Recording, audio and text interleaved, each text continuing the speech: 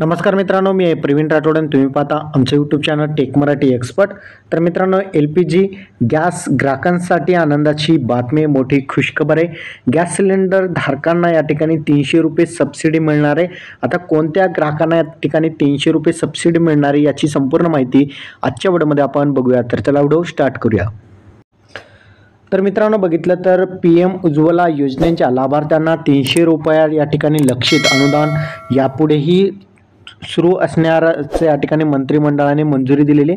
आतापर्यंत बघितलं तर 10.27 कोटी PM उज्ज्वला योजना लाभार्थ्यांना थेट त्यांच्या बँक खात्यामध्ये अनुदान वितरित करण्यात आलेले. पंतप्रधान नरेंद्र मोदी यांच्या अध्यक्षतेखाली केंद्रीय मंत्रिमंडळ बैठक झालेली होती. आर्थिक वर्ष 2024-25 दरम्यान प्रधानमंत्री उज्ज्वला योजनेच्या लाभार्थ्यांना दरवर्षी 12 रिफिलसाठी प्रति 14.2 kg सिलेंडर मागे या ठिकाणी जे आहेत 300 रुपये सबसिडी या ठिकाणी चालू ठेवण्यास केंद्र सरकारने या ठिकाणी मंजुरी दिलेली. 1 मार्च 2024 पर्यंत प्रधानमंत्री उज्ज्वला योजनेच्या लाभार्थ्यांची संख्या 10.27 कोटीहून अधिक आहे.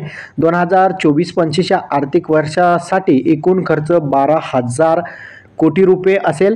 हे अनुदान पात्र लाभार्थ्यांच्या खात्यामध्ये थेट जमा केले जाते. ग्रामीण आणि वंचित कुटुंबांना या ठिकाणी जे आहे लिक्विफाईड पेट्रोलियम गॅस म्हणजेच LPG हे स्वयंपाकांचे स्वच्छ इंधन आणि उपलब्ध करून देण्यासाठी केंद्र सरकारने मे 2016 मध्ये प्रधानमंत्री उज्ज्वला योजना सुरू केली होती.